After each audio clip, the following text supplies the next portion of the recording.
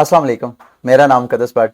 इस वीडियो में आपके साथ मैं क्रिप्टो मार्केट की ताज़ा तरीन अपडेट्स, न्यूज़, इंफॉर्मेशन और साथ मेरा तजिया आपकी खिदमत में पेश करूंगा। आज सोमवार है, आज मैंने डीसीए भी करनी है। डीसीए क्या होती है? डॉलर कॉस्ट एवरेजिंग बिटकॉइन के ऊपर। हर सोमवार को मैं करता हूं। आप मुझे जो लोग फॉलो कर रहे हैं उनको पता होगा, वो मैं बाद में आपके साथ मिलकर करूंगा। लेकिन सबसे पहले सवाल यह है कि क्या बिटकॉइन की प्राइस $10,000 से नीचे भी जा सकती है या नहीं। मैं चाहता हूं कि आज मैं अगर आपके माइंड में ये क्वेश्चन है तो इस पे मेरी क्या राय है, मेरी क्या ओपिनियन है, वो मैं आपके साथ शेयर करूं। देखें, इसके लिए ये इस वक्त अगर आप स्क्रीन पे नजर डालें तो ये बिटकॉइन का चार्ट ओपन है, ये डेली का चार्ट है। अगर आप बिटकॉइन की थोड़ा सा हिस्ट्री की तरफ जाएं, दिसंबर 2020 के बाद, वैसे तो अक्टूबर नवंबर के बाद क्रिप्टो मार्केट यहां से, ये एक मिनट, यहां से अगर आप देखें तो बिटकॉइन की प्राइस जो है अक्टूबर नवंबर के बाद बिटकॉइन की प्राइस ऊपर गई, फिर सारी क्रिप्टो मार्केट ही ऊपर। आपको पता है, जब कभी बिटकॉइन ऊपर जाता है तो मार्केट ऊपर जाती है, बिटकॉइन नीचे जाता है तो मार्केट पैनिक की वजह से क्रैश करती है। अक्टूबर में मैं ऑलरेडी, अगर आप मुझे काफी देर से फॉलो कर रहे हैं तो मैं बता चुका हूं कि अमेरिका के जो बड़ी बड़ी आईटी कंपनीज के या दीगर जो बड़ी बड़ी कंपनीज के जो सीईओज हैं, उनकी एक मीटिंग कॉल की माइकल सेलर ने, जो माइक्रो स्ट्रेटेजी के, जिनके पास लाखों बिटकॉइन पड़े हुए हैं। उसमें उन्होंने एक प्रेजेंटेशन दी तमाम सीईओज को कि भाई आप लोग अपनी कंपनी की बैलेंस शीट में अब बिटकॉइन में भी इन्वेस्टमेंट करके रखें।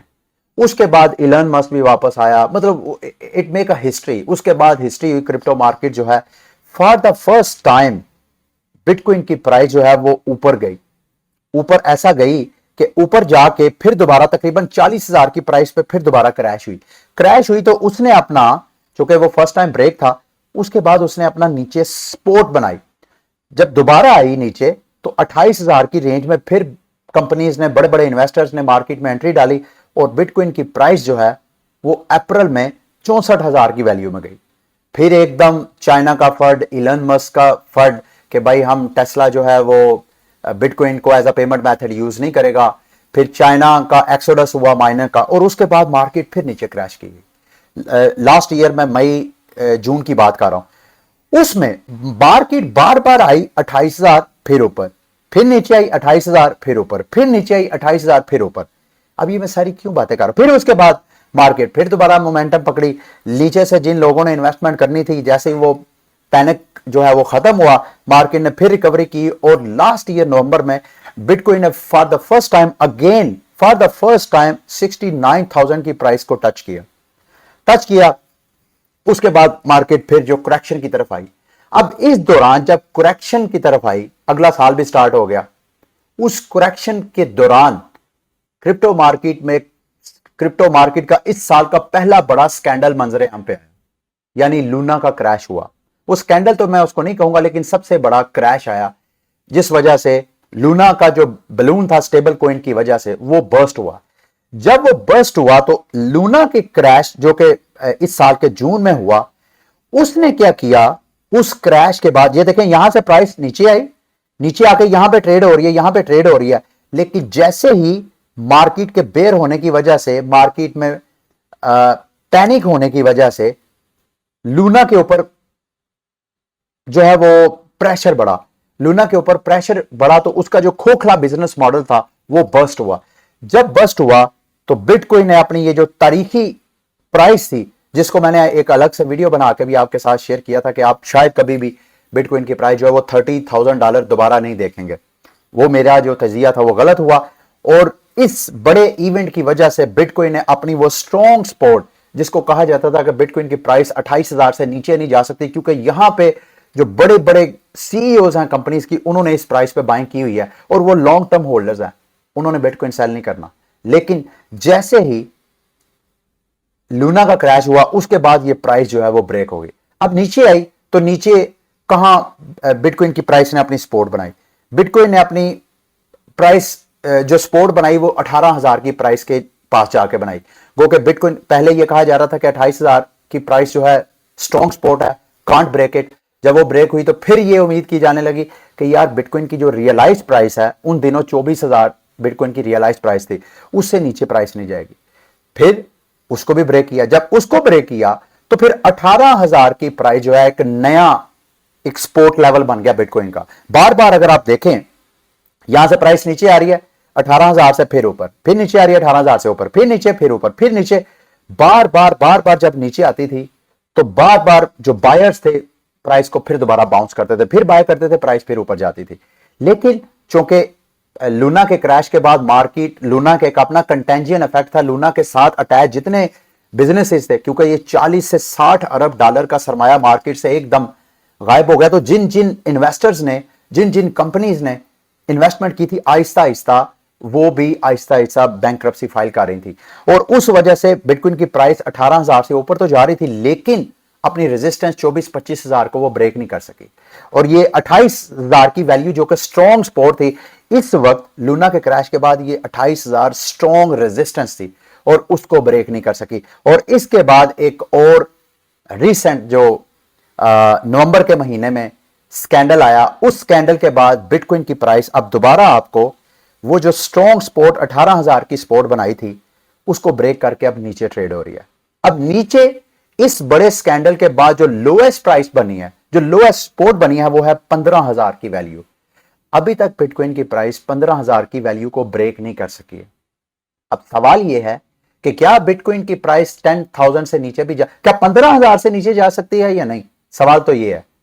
तो मेरी नजर में तो नहीं जा सकती। उसकी वजह कुछ चीजें ऐसी हैं जो मैं चाहता हूं आपके साथ क्लियर करूं। इसको दोबारा वो मेरी 30,000 की प्रेडिक्शन की तरह ना लीजिएगा। कल की वीडियो में मैंने आपको बताया कि जो मार्केट के फंडामेंटल्स है, जो ग्लोबल फाइनेंशियल इंपैक्ट है क्रिप्टो मार्केट के ऊपर, वो थोड़ा सा ईज हो रहा है, थोड़ा उधर से सुकून मिल रहा है मार्केट को। क्योंकि अमेरिका जब इंटरेस्ट रेट ने, उसने कहा कि वो इतना अग्रेसिव इंटरेस्ट रेट नहीं बढ़ाएगा, तो उसका इन्वेस्टमेंट मार्केट्स के ऊपर एक पॉजिटिव इंपैक्ट, जो इन्वेस्टर्स है उसका इत्मीनान बहाल होता है। तो एक तो उधर से ठंडी हवाओं के झोंके आने शुरू हुए, जो मैं समझता हूं जिस वजह से ये जो 15,000 की प्राइस है इसको स्ट्रॉन्ग सपोर्ट नजर आ सकती है। दूसरा, ये तो अमेरिका की फाइनेंशियल सिचुएशन है। चाइना के ऊपर जो लॉकडाउन है उसके बारे में भी न्यूज आ रही है कि चाइना ने ये जो अब कहा था कि भाई जब भी आपने पब्लिक प्लेसेस पे जाना तो उससे पहले अपनी बाकायदा टेस्टिंग करवाएं। और जगह जगह ट्रेन स्टेशन में उन्होंने बाकायदा टीमें बैठाई थी कि जो बंदा ट्रेन में जाना चाहता है या ट्रेन से बाहर आता है उसके बाकायदा टेस्ट करवाएं। मतलब सारे पब्लिक प्लेसेस पे चाइना ने कोविड की टेस्टिंग के लिए बनाया। अभी ये खबरें आ रही हैं कि चाइना जो लॉकडाउन है उसमें थोड़ी सी आसानियां पैदा करेगा, लॉकडाउन थोड़ा नरम करेगा। इससे चाइना की जो इकोनॉमी है, जो उसकी ग्रोथ पिछले साल कम हुई है, अब वो ग्रोथ बढ़ेगी। और जब ग्लोबल इकोनॉमी की ये जो बड़े बड़े प्लेयर्स हैं ग्लोबल इकोनॉमी के, जब इनकी ग्रोथ होती है, इकोनॉमिकली वो स्ट्रांग होते हैं, तो इन्वेस्टमेंट मार्केट में इन्वेस्टर का इत्मीनान बहाल होता है। तो अभी बिटकॉइन के ऊपर आपको इन्वेस्टर नहीं नजर आ रहा। ये बिटकॉइन के ऊपर ये 15,000 डॉलर की प्राइस पे आपको जो सपोर्ट दे रहा है, ये बिटकॉइन का होल्डर है जो लॉन्ग टर्म होल्ड करना चाहता है। ये वो बिटकॉइन की प्राइस को सपोर्ट करके बैठा हुआ है। अभी तक इन्वेस्टर की एंट्री नहीं हुई। इन्वेस्टर की एंट्री कब होगी? ये जो मार्केट में चंद एक बैरिश सिचुएशंस मैंने आपके साथ कल की वीडियो में शेयर की थी, जेनेसिस ग्रे स्केल का इशू के कहीं वो बैंकरप्ट ना हो जाए, एक्सचेंजेस के बारे में कि वो कहीं इलिक्विड, वो भी कहीं बैंकरप्ट ना हो जाए, फिर टेथर के हवाले से ये जैसे ही हवा, ये धुंधलापन जैसे ही मार्केट से आउट होगा, फिर क्लैरिटी आएगी और फिर इन्वेस्टर जो है वो मार्केट में आएगा। और इन्वेस्टर सरमाया अपने हाथ में पकड़ के बैठा हुआ कि कैसे ये जो कंटेंजियन इफेक्ट है अब इस बड़े स्कैंडल के एफटीएक्स के, वो कब करेक्ट होते हैं। और जैसे ही होगा आपको बिटकॉइन की प्राइस में इन्वेस्टर आता नजर आएगा। जब इन्वेस्टर नजर आएगा फिर आपको सबसे पहला, जब आप सवाल अब आपके जहन में यह आ सकता है कि क्या is it a right time to enter into market.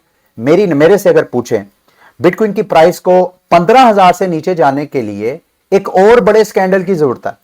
या टेथर का हो सकता है, वो किसी और एक्सचेंज का हो सकता है, कोई बड़ी ऐसा स्कैंडल जो एफटीएक्स की तरह का बड़ा हो जिसमें बिलियंस ऑफ डॉलर डूबे लोगों के। फिर इतना पैनिक होगा कि बिटकॉइन की प्राइस जो 15,000 की प्राइस है, शायद इससे, ये मेरी ओपिनियन है, गलत भी हो सकती है, लेकिन मेरा मानना यह है कि एक और बड़े स्कैंडल, एक और बड़े, अगर खुदा ना खास्ता होता है तो 15,000 की प्राइस हमें ब्रेक होती नजर आएगी। Otherwise it's a strong support. मेरे भाइयों, मेरी बहनों, ये मुझे स्ट्रॉन्ग सपोर्ट नजर आती है। अब क्या आपको बिटकॉइन और क्रिप्टो मार्केट में एंट्री लेनी चाहिए। पिछली चंद वीडियोस में ऑलरेडी मैं आल्ट कॉइन्स में बाय ऑर्डर लगा रहा हूं, लिमिट ऑर्डर लगा रहा हूं कि अगर प्राइस नीचे जाती है, आई डोंट नो वो हिट होता है कि नहीं। अगर हिट होता है तो मैं बाय करूंगा, अगर नहीं हिट होता तो फिर मुझे कब बाय करना चाहिए, मैं वो आपको बताना चाह रहा हूं। अब बिटकॉइन के ऊपर मैं अभी स्मार्ट डीसीए करने लगता हूं, वहां पे मेरा मानना यह है कि जब तक बिटकॉइन अपनी ये 18,200-300 की ये जो स्ट्रॉन्ग सपोर्ट अब रेजिस्टेंस बनी हुई है, जब तक इसको ब्रेक करके ऊपर 2-4 कैंडल्स ट्रेड नहीं होती और साथ कोई दूर दूर तक कोई बुरी खबर के भी आने का खदशा नहीं होता, तो मेरे दोस्तों भाई it is the right time आप मार्केट में एंट्री लेनी चाहिए, मुझे लेनी चाहिए। आई डोंट नो, आपको मैं फाइनेंशियल एडवाइस नहीं देना चाहता क्योंकि मैं टेरिबल इन्वेस्टर हूं, मेरी एडवाइस आपने फॉलो नहीं करनी। उसके बाद अगली रेजिस्टेंस $28,000 की प्राइस है, ये वाली, जिसको लूना के बाद मार्केट क्रैश नहीं ब्रेक नहीं कर सकी है। जिस तरह जब तक ये 18,200-300 की प्राइस ब्रेक नहीं होती है, उस वक्त तक आपको कॉन्फिडेंस नहीं है कि भाई अब मार्केट ने रिकवरी करनी है। इसी तरह जब यहां से ब्रेक करके ऊपर चले जाती है तो अगली स्ट्रॉन्ग जो रेजिस्टेंस है बिटकॉइन की प्राइस को आ सकती है, वो $28,000 की प्राइस है। तो ये वो मेरी प्राइस रेंजेस है बिटकॉइन के हवाले से, जिसका मैं आपके साथ तज्जिया अपना पेश करना चाहता हूं। दोबारा कह रहा हूं, इसको कोई फाइनेंशियल एडवाइस नहीं लेनी, और मेरी जो असेसमेंट है, मेरी जो ओपिनियन है, वो 100% इनकरेक्ट भी हो सकती है। चलें जी, अब बिटकॉइन की तरफ आते हैं। और मैंने एक फैसला किया आज से, जब तक बिटकॉइन की प्राइस ये वाली जो रेंज है, ये वाली जो रेजिस्टेंस है 18,200, इससे नीचे नीचे ट्रेड होती है, तो मैं जो $100 का डीसीए कर रहा हूं उसको मैं $300 का, $200 का, सॉरी, मैं 300 का नहीं करूंगा, 300 का मैं हर मंडे डीसीए उस वक्त करूंगा जब ये 15,000 से प्राइस ब्रेक होकर नीचे चले जाएगी।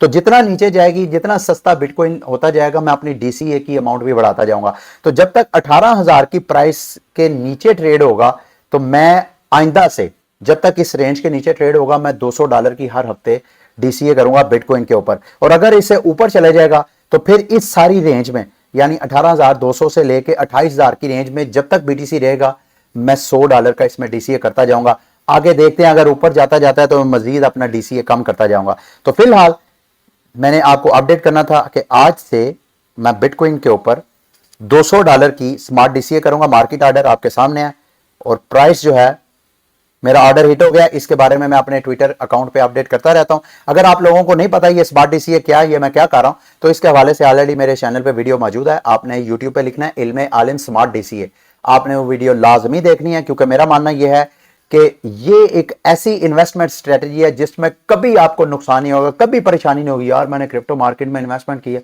मुझे प्रॉफिट नहीं हुआ। हिस्ट्री ये बताती है कि जो बंदा इस स्ट्रेटजी को अपनाता है, हमेशा वो सक्सेसफुल इन्वेस्टर और ट्रेडर है। तो इस हवाले से लर्न करना चाहें तो आप कर सकते हैं।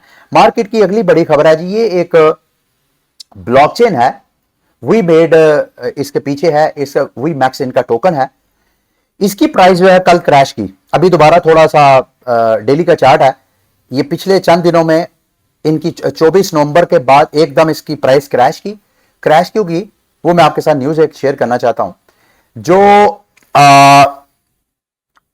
कुछ एक्सचेंजेस हैं जो कि मैं आपको बताता हूं, साउथ कोरिया के 4 एक्सचेंजेस हैं, उन्होंने इनके खिलाफ लीगल एक्शन लिया। अपबिट, बिटथम, कॉइनवन और कॉर्बिट, इन्होंने एक्शन लिया कि भाई ये जो वीमैक्स है, जो कि एक ब्लॉकचेन है, ब्लॉकचेन जो play to earn gaming model है, उसकी ये स्पेशल ब्लॉकचेन है। मैं आगे जाके थोड़ा सा इसका मैंने रिव्यू भी किया है। इनका जो फुली डिल्यूटेड मार्केट कैप है ऑलमोस्ट 1 बिलियन के करीब है, इस वक्त भी 210 मिलियन का इनका मार्केट कैप है। इनके ऊपर इल्जाम यह था कि ये अपने टोकन की जो सर्कुलेटिंग सप्लाई है उसके बारे में जो डाटा दे रहे हैं वो इनकरेक्ट डाटा है। इस वजह से मार्केट में पैनिक आया और इसकी वीमैक्स की प्राइस जो है वो नीचे आई।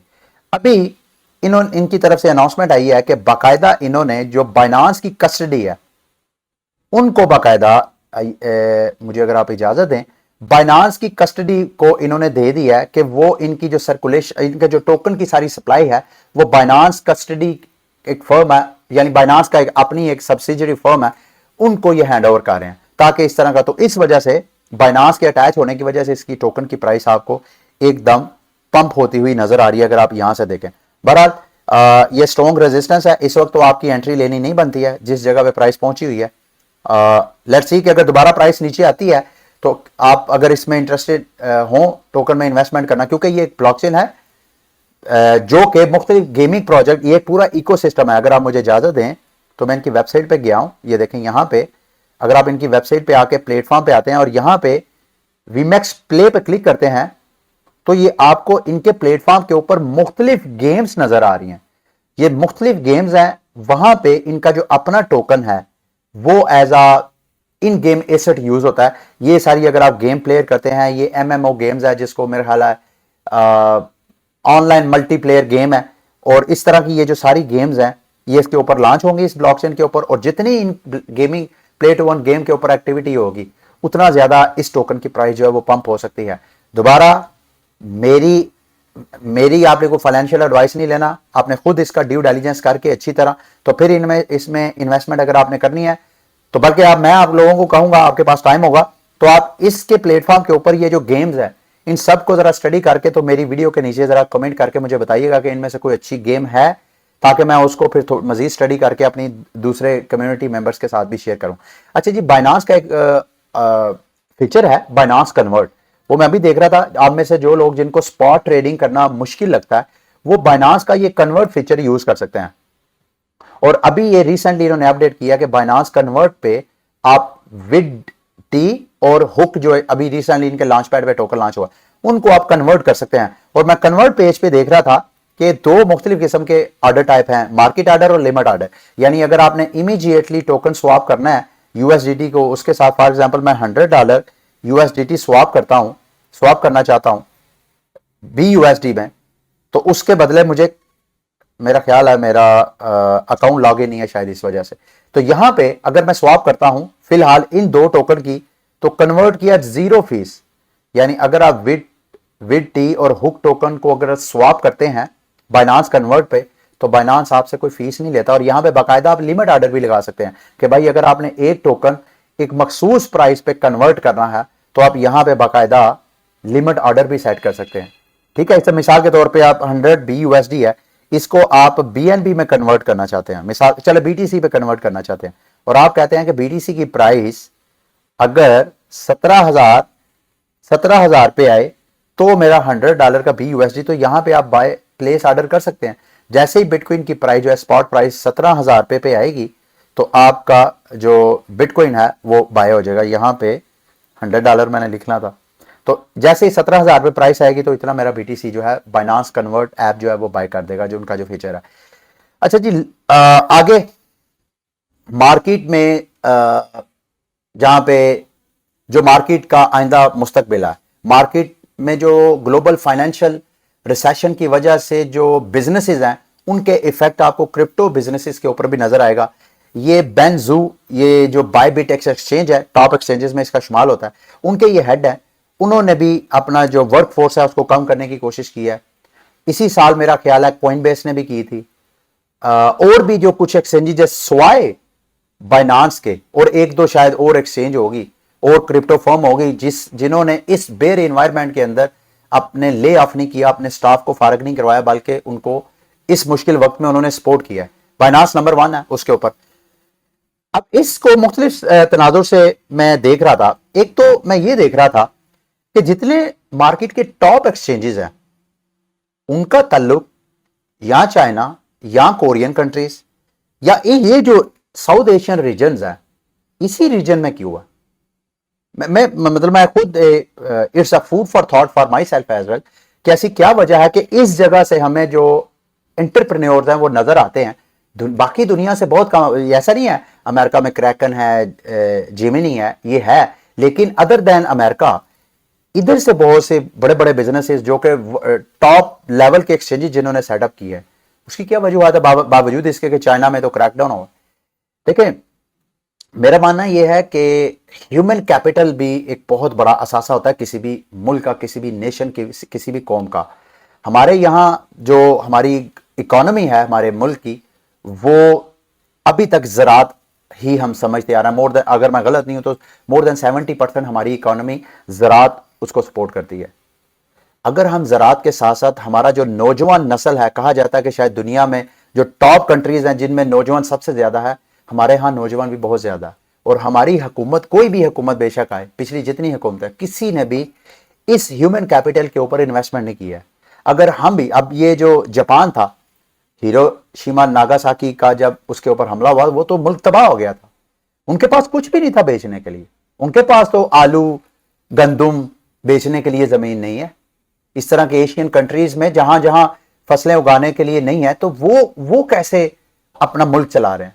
उन्होंने क्या किया कि अपने इंसानों के ऊपर कैपिटल इन्वेस्टमेंट किया, अपने बच्चों को पढ़ा के दूसरे मुमालिक में भेज दिया, ताकि वहां जाके मजीद क्वालिफाइड हो, जो स्कॉलरशिप उनको ऑफर करवाई कि आप आईटी को स्टडी करें, आने वाला जो मुस्तकबिल था वो सारे कोर्सेज उनको करवाए, उनको पढ़ाया गवर्नमेंट ने। और आज दुनिया के बड़े बड़े जिन कंट्रीज ने इन्वेस्टमेंट की अपने लोगों के ऊपर, उन्हीं कंट्रीज के लोग जो हैं वो हमें सारा आईटी और जितने दुनिया के बड़े बड़े बिजनेसेस हैं उनको रन करते नजर आ रहे हैं। इंडिया हमसे क्यों आ गया? क्योंकि इंडिया हमसे एजुकेशन में, अपने ह्यूमन कैपिटल के ऊपर वो बहुत इन्वेस्ट करता है। नो डाउट उसमें गुर्बत भी है, लेकिन मैं इंडिया की तरफ नहीं जाना चाहता, मैं एशिया की तरफ जाना चाहता हूं। वहां पे कुछ भी नहीं है सिवाय इसके कि वहां के लोग हाईली टेक्निकल है। ठीक है, मतलब आई डोंट नो मैं कहां बहस को ले गया। अच्छा, ये और ऑस्ट्रेलियन एक्सचेंज भी है जी, इन्होंने भी अपनी टीम जो है वो मिनिमाइज की है, अपना स्टाफ कम किया है। आइंदा इनकी नज़र में भी मार्केट जो है मजीद आइंदा चंद माह या चंद साल इसी तरह बैरिश रह सकती है, तो उस वजह से उन्होंने अपने अखराजात को कम किया। अच्छा जी, अब गुड न्यूज़ की तरफ दो चार गुड न्यूज़ आपके साथ शेयर करूंगा। एंकर की टीम का पिछले दिनों मैंने आपको बताया था हैकिंग हुई थी, जिस वजह से वो हैकर ने रैप्ड BNB जो थी वो प्रिंट किया था, उसका इन्होंने अभी अनाउंसमेंट किया कि लॉस जो है तकरीबन $5 मिलियन का लॉस हुआ है।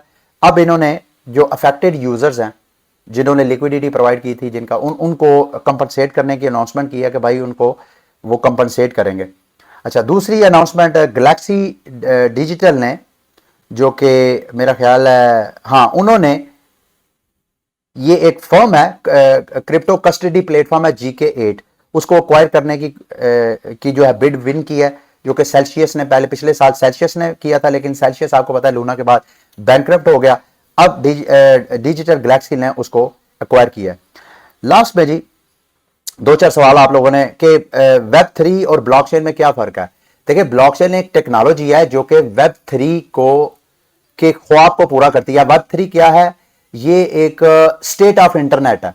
इसको आसान अल्फाज में समझने के लिए, मिसाल के तौर पे सफर आपने करना, तो सबसे पहले तो सफर इंसान गद्दों पे करता था, घोड़ों पे करता था, यानी जानवरों पे सफर किया करता था।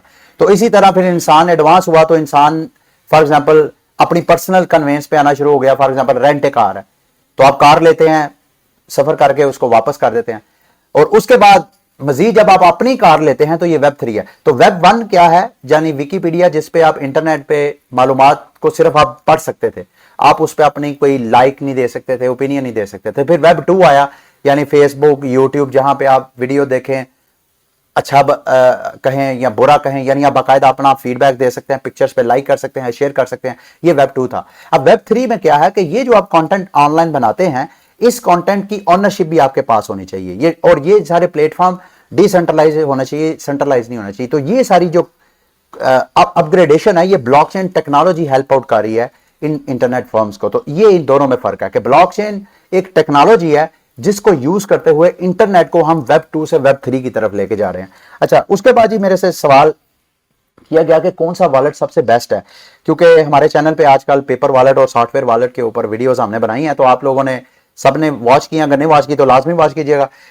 पेपर वॉलेट, सॉफ्टवेयर वॉलेट में से कौन सा सबसे बेस्ट है? देखें, पेपर वॉलेट और हार्डवेयर सबसे सिक्योर मेरी नजर में पेपर वॉलेट है, उसके बाद हार्डवेयर वॉलेट है, और तीसरे नंबर पे सॉफ्टवेयर वॉलेट आता है।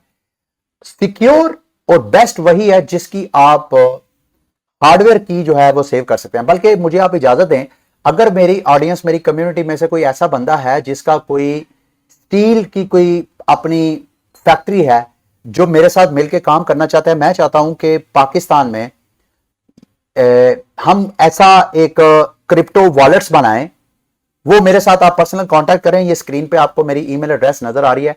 अगर आपका कोई स्टील का कोई फैक्ट्री है जहां पे आप स्टील मैन्युफैक्चर कर सकते हैं, कोई चीज मैं आपको बताऊं यार ये चीज मुझे चाहिए, तो हम दोनों मिलके एक बिजनेस चला सकते हैं, जिससे हम पाकिस्तानियों की हेल्प कर सकते हैं। ऐसे पाकिस्तानी जो अपने क्रिप्टो वॉलेट्स को ऑफलाइन रखना चाहते हैं, सिक्योर रखना चाहते हैं, हम उनको सर्विस प्रोवाइड करेंगे। तो मैं मेरा आइडिया होगा, मेरी मार्केटिंग होगी और आप जो है वो प्रोडक्ट बनाएंगे, इन्वेस्टमेंट आपकी होगी, मेरा आइडिया और मार्केटिंग होगी। और जो लोग हमसे खरीदेंगे उनको ये होगा कि अगर वो हार्डवेयर वॉलेट पाकिस्तान में मंगवाते हैं तो कस्टम वाले नहीं उनको आने देंगे या कस्टम पे करने पड़ेगा। अगर हम पाकिस्तान में ही ये चीजें बना के बेचना शुरू करें, मुमकिन है हमारा बिजनेस जो है हम एक्सपोर्ट भी करना शुरू कर दें। It all depend. और ये बहुत अच्छा आइडिया है, मेरे जेहन में आया, आप मेरे साथ कांटेक्ट करिएगा, इंशाल्लाह हम हार्डवेयर वॉलेट बना के देंगे यहां पे, जिसके हैकिंग के चांसेस ना होने के बराबर होंगे। तो सबसे हाईएस्ट सिक्योरिटी का ताल्लुक ये नहीं है कि आप पेपर वॉलेट में, हार्डवेयर वॉलेट में, ये सॉफ्टवेयर, जब तक आपके सीड फ्रेजेस प्राइवेट की महफूज है, आपका वॉलेट सेव है। और अगर आपका वो सेव नहीं है तो बेशक आप पेपर वॉलेट में है, जहां पर भी है, अगर वो सेव नहीं है तो आपका जो है वो नुकसान ही नुकसान है। ठीक है, ये थी आज की वीडियो। उम्मीद करता हूं कि आज की वीडियो भी आपके लिए इंफॉर्मेटिव रही होगी। अगली वीडियो तक के लिए मुझे इजाजत दें। अल्लाह हाफिज।